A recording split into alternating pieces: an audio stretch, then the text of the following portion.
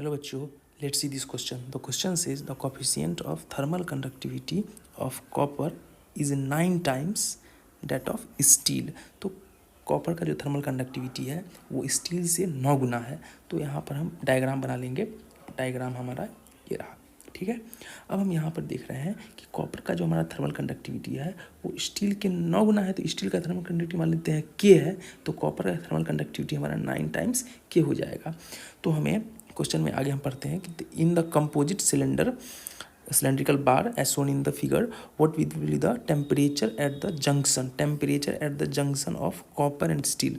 तो ये जो हमारा जंक्शन है, ये जंक्शन, इस जंक्शन पर हमें टेम्परेचर फाइंड आउट करना है. इस जंक्शन पर हमको टेम्परेचर फाइंड आउट करना है.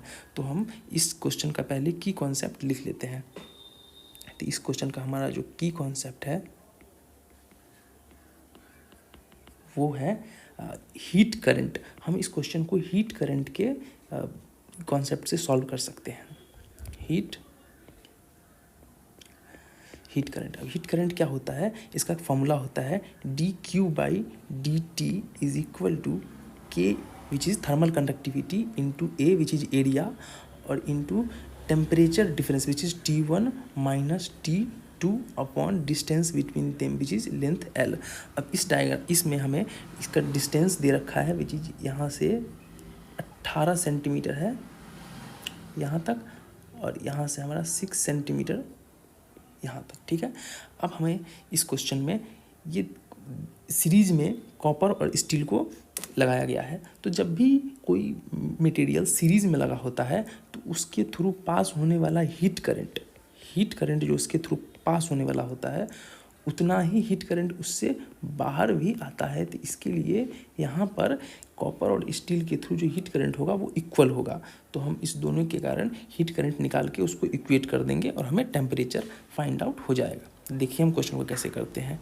तो हीट करंट थ्रू कॉपर हम पहले निकालते हैं. तो dq/dt थ्रू कॉपर.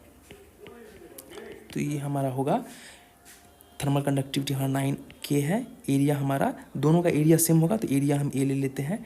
और टेम्परेचर डिफरेंस यहाँ पर हमारा 100 डिग्री सेल्सियस दे रखा है और स्टील के एंड में हमारा 0 डिग्री सेल्सियस दे रखा है.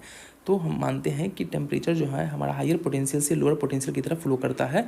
तो यहाँ पर हमारा टेम्परेचर 100 डिग्री सेल्सियस से T तक फ्लो करेगा. तो T डिग्री सेल्सियस तक हो गया और distance between them is 18 centimetre.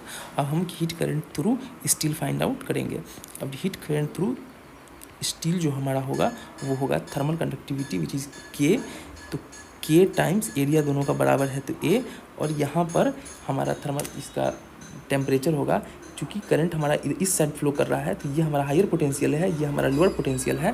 तो T minus 0 degree upon distance between them is 6 centimetre. अब ये दोनों हीट करंट हमारा इक्वल है क्योंकि ये सीरीज़ में कनेक्टेड है. तो हम दोनों को इक्वेट कर देंगे. 9Ka 100 minus T upon 18 is equal to Ka T upon 6. Equal किए के से के कट गया.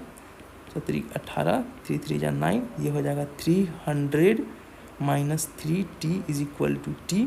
तो 4T इज इक्वल टू हमारा हो जाएगा 300 और टेम्परेचर हमारा यहाँ से निकल के आ जाएगा 75 degree Celsius. Final answer is option A 75 degree Celsius. Hope you understand it well. Best of luck.